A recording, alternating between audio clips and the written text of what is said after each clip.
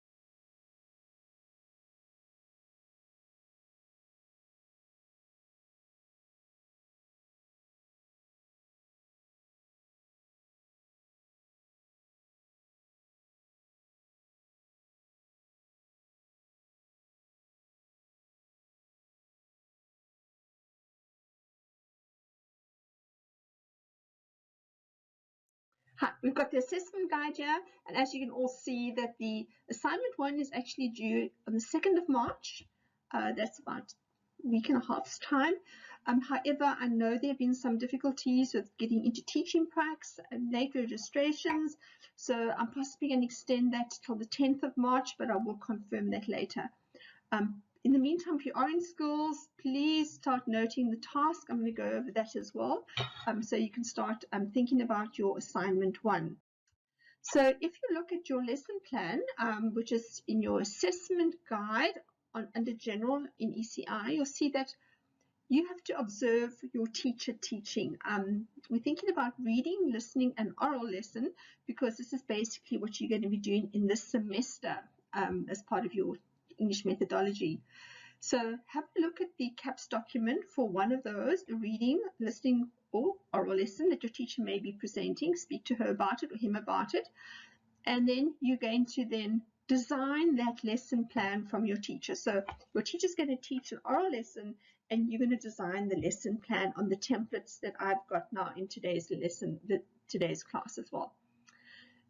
After that, once you've done your lesson plan, you are going to draw up a questionnaire with 3 to 5 questions that you would possibly like to interview a learner in the class about the lesson's LOs, the learning outcomes of that lesson.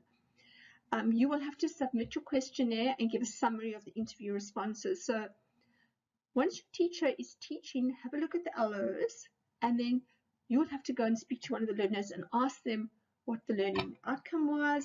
Did they think they had achieved it? Was there any problem with the application? How else can they achieve this learning outcome? Think of 3 to 5 questions that you could ask your learners relating to those LOs of your teacher. Right. The second task is you're going to design your own lesson plan. Keep it also in reading, listening, or oral in the phase that you are observing for, and structure a lesson on presenting a speech, a listening exercise, listening comprehension, something on reading, textual analysis, vocab building, and so on. And once you've done that, I want you to design 3 to 5 questions again and go and ask your teacher certain questions about your lesson plan. What do you think of my lesson plan? What are my learning outcomes like? Do you think I could have done this differently? What do you think of my development, my introduction, my conclusion? So that's quite easy. Design some questions. You can possibly also ask the learner in lesson plan 1 what they thought of the orientation or the introduction, the closure, the application. Those are questions you can also ask. And so it should be quite fun. Again, for lesson plan 2, you're obviously going to submit your lesson plan with your questionnaire and a summary of your teacher's feedback after the interview. I think it should be quite fun, and you should learn quite a lot from that. Right, so today's lecture, we're going to look at the new curriculum statement and what they say on lesson planning. And then I'm going to Colleen again, friend, here he is. And we can look at the basic lesson plan format that he designs, and that you will get a copy of that. That's actually on ECI. I have uploaded it, so you can have a look at it there as well. Then we're going to look at a few lesson plan checklists. The first one will relate to your learning outcomes. These are so important, and so at the start of your lesson, what do you want to achieve in your lesson? What do you want the students to learn in your lesson? Then we're going to look at intellectual quality of your lesson. Are you going to, is it just superficial and shallow order thinking, or are you trying to apply more cognitively demanding tasks to your students? If it's all shallow, is it appropriate to the lesson? Maybe it is, maybe it isn't. So you need to think about that. Then we're going to look at what makes a lesson significant in terms of the TEHFS document. Often it's going to be relating to authentic learning contexts. It's going to be relating to being aware of culture, prior knowledge, all those things. We go through a whole list and check that as well. Then you're going to review and reflect on your learning and your lesson, what actually took place there. Did you achieve your aims? Was the content specific enough to the competency level of the student? Did you have an application, introduction, and so on? Then we're going to do a practice application, looking at lesson plans, looking at useful websites where you can find lesson plans, and finally just a reminder to go and check your TEHFS document. That is a resource you must look at constantly. It must become something that you're very knowledgeable about. So when you go into the classroom, you're aware of this document that's going to assist and support you in your reading. I have uploaded them all on ECI, but you can also go to the education.gov website and look for other documents as well. And there is the site. If you want to go and have a look and browse around it, get familiar with what is offered on the site as well. Right, so let's have a look at basic lesson plans. And this is based on what Colleen says. I think it's about 5 or 6 aspects of the lesson plan that he points out. And the first one is, again, of course, learning outcomes. This is clear statements of what your learners should be able to do by the end of the lesson. So you're going to state that up front so they know that they will have to be able to read and identify key points in a paragraph, whatever it might be.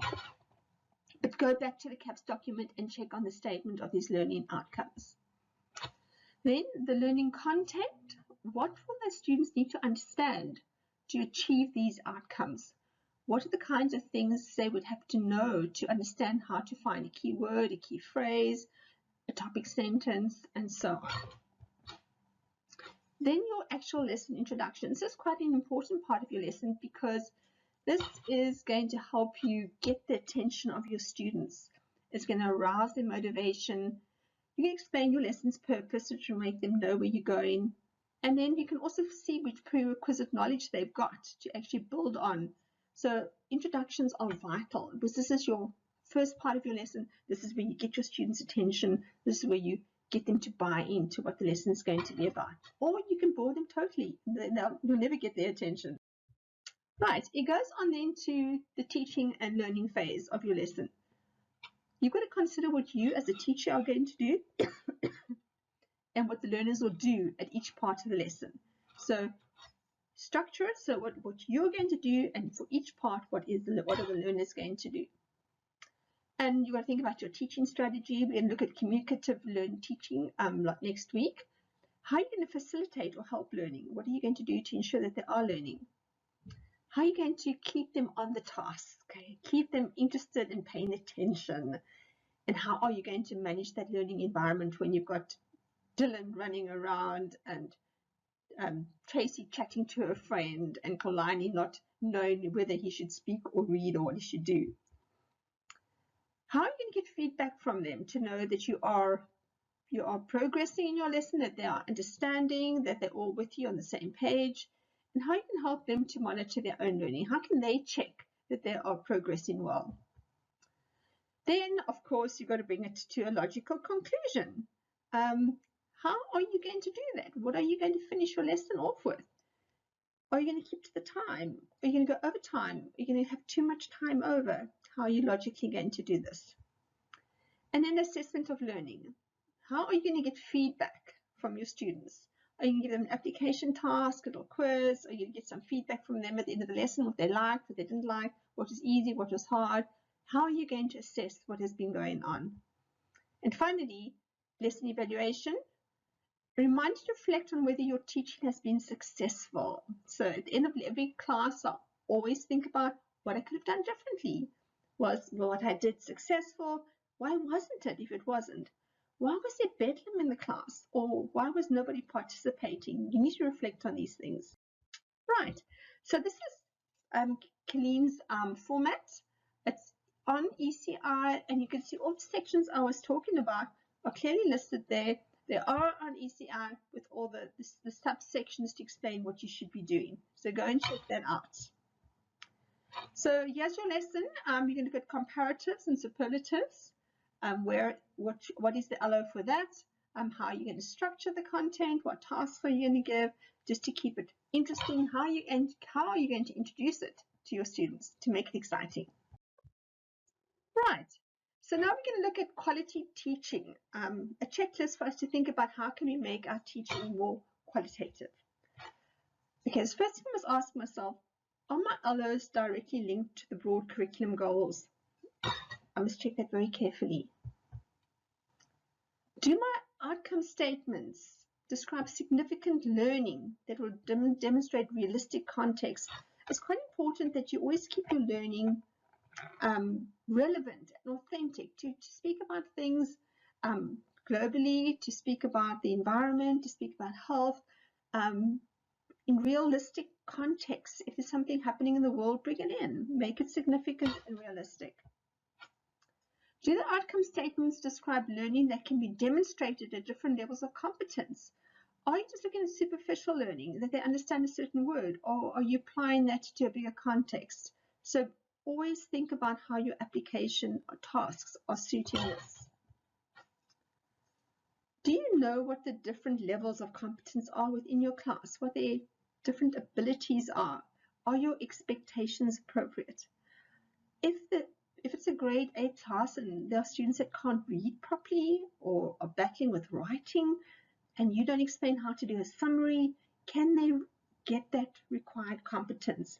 Are they just going to copy sections from the book? So how are you going to make sure that you're reaching all those different levels with different competencies so that your expectations can be appropriate? So you're not shocked when you see that no one can write a summary. Right, we're going on to quality teaching checklist outcomes. Will my students be able to achieve the outcomes without developing understanding? We need deep understanding, high order thinking. If you don't have that, your expectations are too low. If you're asking a grade 9 class just to act out a doing word, is that a very deep understanding of a verb? Think about that. You've got them acting out, clapping, smiling, crying. My grandson, he's actually in grade 4, and he's looking at paragraphs already and identifying different parts of speech in that paragraph. And that is at a grade 4 level, is asking a grade 9 to demonstrate a verb high order. So think about your tasks. What specific teaching techniques will encourage and support the type of learning that is described the outcomes? Are you going to use group work? Are you using application tasks? Are you going to have think, pair, share? Are you going to have writing exercises? Are you going to have speaking exercises? Are you having reports back? How are you going to encourage that learning? And what have you done to ensure that the outcomes, your strategies, and your assessments are aligned, that they all fit together? If I want to achieve this, what must my teaching strategy be, and what kind of assessment am I going to have, that they all support each other? Integrating LOs and assessment standards. If you have a look at this section, this comes out from basic education on the LOs. Here you've got your learning outcome 1, 2, 3, and 4. If you look at all the arrows, go through this very carefully. You'll see that that is planning. It's happening in writing. It's happening in listening and speaking. It's happening all over the place. Language is all over the place. It's very, very integrated. All the arrows show that they're all aligned and they're not separate and discrete little functions within the syllabus. Right, intellectual quality checklist for you on the content. Intellectual quality is how deep is the learning. What is really important in what I am teaching? If my students can demonstrate a verb action, what is really important about that? Okay, it might be a fun introduction to the class, but I need something that's going to be deeper, more fundamental in why they are learning this. What key concepts and principles do I need them to understand? Why do I need them to understand the function of a verb? Think about that. Why do I need them to understand the function of a subject or an object? Why am I teaching them this? There must be some reason why you're teaching students these different aspects of language and comprehension and speaking and so on. How am I going to make these principles and concepts explicit in my instruction? How will I be sure that by the end of this lesson, they will know exactly what the functions of conjunctions are, or unrelated participles, or gerunds? How are you going to ensure that's going to happen? I will listen to a figures of speech class last week, and the teacher just gave them all 10, 11 figures of speech, and I think it was just too much for one class. So you got maybe just do 4 of them at a time and really practice them to make sure that they understand what those figures of speeches are. Right. What are learning activities and assessment tasks that encourage beyond simple recall, regurgitation, or repeated application, and rather go for higher order thinking, such as analysis, evaluation, creation of ideas? How are you going to bring this into your lesson somewhere? There is some deep order thinking as well. What is the difference between shallow and deep understanding? And is that important? You know, should they only learn shallow things, or should they also have a deeper understanding of what you are speaking about? I know with the first additional language, we looked at learning acquisition, and we said it must always be I+1. So you've always got to take it up one level so that your students are getting access to the deeper knowledge as well. Not only on their level, but take it up to the next level. Do my activities encourage a deep understanding and test understanding through debate and discussion? And well, there's your answer. Think about debating, think about discussion, think about reflecting. All these things that encourage a deeper understanding of the content. Right, this is your lesson significance checklist. How significant was your lesson? So think about your class. There are different students in your class. They come from different social and cultural backgrounds. How well do you know them? How well do you understand them? My learners are not the same, so what am I doing about that? They don't all come from the same social backgrounds. They come from different home backgrounds. They've got different understandings. How does it affect their achievement in the learning approaches? What specific strategies will encourage them to participate and learn? I was in a class, it was on speech, they were supposed to present, and they were very reluctant to come up and speak. One of the little girls did, and she did a wonderful speech, but the rest just came and stood there, never said a word. How can you encourage them to say their speeches or to do anything in the class freely and because they want to? Do you give them special support? Do you say, okay, you're too scared to say your speech in class today, so come to me at break, we'll do it in another way to help and support them to get through this fear they have of perhaps standing in front of a class? How are you going to incorporate cultural knowledge from what is knowledge is traditionally in the classroom? Is there any other way you can incorporate the knowledge of your students, what's important to them, their social identities, and bring that into your teaching as well? Maybe they love animals, maybe they don't love animals. How are you going to bring this in? How are you going to reflect on it? Think about their diet, what they eat, their home backgrounds. How are you going to incorporate what's not traditional into your classroom? What about real world problems? If we've got the coronavirus, it's affecting so many people. My nephew who teaches in Korea has had to come home now because they've closed all the schools. People are dying. How do we bring this into our classrooms? It's such a big issue in South Africa and all over the world. So we need to bring that in so that the understanding is realistic and authentic. This is the class I was in last week. There you can see the different cultures within the one class. You can see possibly someone from a Muslim background. There are different races in the class. The boys are sitting all on one side, the girls are sitting all on the other side. So there's a whole lot of cultural differences. You might not have this in your schools. They might have more integration, might be totally different. This was a grade 9 class. They were doing the figures of speech, and that was one of the tasks that you can see there. They had to identify using this word block what the different words were, different parts of speech were, and they had to identify this. They actually did this very well, and they actually enjoyed it in their groups. How significant was your lesson? And you can see these are the things I'm speaking about with big world ideas. Do you have real world problems?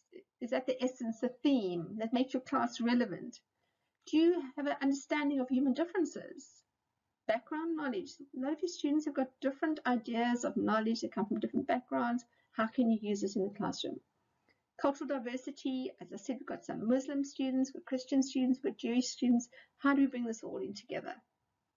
How do we create new ideas or encourage them to create new ideas? How do we encourage them to work as groups? If we're too scared to use group work in our class, how can they ever learn how to use group work? They might make a noise. That's okay. Learning can be noisy, so use it. Don't be scared of it. Ethical behavior, copying. During your English class, they're busy copying their friends' maths. Is that ethical? Is plagiarism ethical? Is copying ethical? You've got to bring these moral values to your students' awareness. What skills are you developing in them? Can they take notes? Can they summarize? Can they list? Can they structure a formal letter? Can they structure an email? What about current events? What's going on in the world? So much is going on with Brexit and no Brexit. Bring these things into your classroom. What about your language classes links to history, geography, life orientation, NS? What are the links there? How can you encourage these links? What ideas of audience awareness do you bring when they walk into your classroom? How they're aware of the audience? When they're writing for you, how are they aware of their audience? How important is the audience? Are they actually even aware of the audience? Right. Here we have the same class, and the teacher is sitting with two boys who are really battling with their task. And yeah, she's given them lyrics to a song, and she's highlighted a section of it, and they had to identify what figure of speech was used in those lyrics. Was it alliteration, onomatopoeia? I think there was quite a bit of similes in them, but they had to go through it, and they really, really battled with this. So I would say that's maybe an example of taking it up a level, more deep thinking analysis that they had to do there, and they really battled with it. Right, so finally, we're getting there. Review and reflect on your learning. So, well, what lesson planning works best for you? And I know teachers don't like doing lesson plans, and yeah, we're making you do lesson plans, and they don't want to. Working with teachers in 2 schools, and part of the project is that they must basically design some kind of lesson plan with it. So they know what the LOs are, how they're going to introduce the class, how they're going to develop it, how they're going to apply it, what resources they're going to use. So it just encourages you to think about your lesson all the time. And then think about your introduction. That's really important because that gets attention, it rises interest, motivates your students. So always have a nice introduction ready that you are going to use, and that can get them all excited about the topic. The one lesson I was watching last week, she made it a game or competition, and she got instant interest, and every class that followed was excited to get to her class because of the game elements. TEHFS also gives you time guidelines. How will you use this in your planning? I just want to show you that timing is often a challenge for novice teachers. And so go back to your CAPS document, and you'll see that they work in 2-week cycles with 4.5 hours per week. So that's 9 hours of language in a 2-week cycle. And it's broken up as follows, that speaking and listening is 1 hour within the cycle. Reading and viewing, comprehension and literature is 4 hours, and writing and presenting is 4. So you can see reading and writing are really heavily weighted. So if you think about your 2 weeks teaching cycle, you can plan your timing based on that. An hour for listening or speaking, 2 hours maybe for reading, another 2 hours for writing, and you do the same the next week, but you can plan how you can do it. How can you help students to build on their prior knowledge? This is so important. Don't start with topics that they've got no idea of. Just try and build on their current understanding, and then take them to that I+1 where you are giving them more comprehensible input and building up knowledge for them as well. How will you know if your lesson content is deep enough? Think about it. Question yourself at the end of your class, was this deep enough? Was it too difficult? Maybe it was too deep. Or maybe you'll know it was really so superficial. I don't think there's any deep learning. So always have that in your mind. How are you going to ensure deep thinking, not just shallow learning all the time? And you go back to Bloom's taxonomy again, or any other taxonomy to help you get away from just shallow thinking levels. And there we can see Bloom's taxonomy. The bottom of the triangle is the remembering and the understanding section, which is really shallow. That's just memorizing and remembering. It's not very hard to do, and it's really low-level learning. And if you're keeping your students just asking them what and to repeat things and to recall things, you're stuck in those 2 levels, and that's shallow thinking. You've got to start getting to apply information. You're going up the triangle. Then we're getting into analyzing, evaluating, and creating. And as you can see, creation at the top is the highest order of thinking. So you need to keep on thinking, how can I get them to classify, analyze, conclude, assess, and then to create something new? And then you're moving them up into different levels. If you're keeping them with the what and the where and the how, possibly you're keeping them at understanding and remembering. And some teachers just keep it remembering all the time. What is a verb? It is a doing word. What is a noun? It's a naming word. And they've been doing this since grade 3. So it is really not really deep thinking. Right, and how important is to carefully plan your closure, your ending of your lesson. How are you going to end? And I always think it's so important that you can do something to apply, something they're going to do, so that you can actually assess what they have learned or what they don't know, which is also important, so that you can actually go over that and revise that section again. So here's some practical application. Go and find a website that has lesson plans. I did a bit of Google searching, and there are many, many lesson plans out there.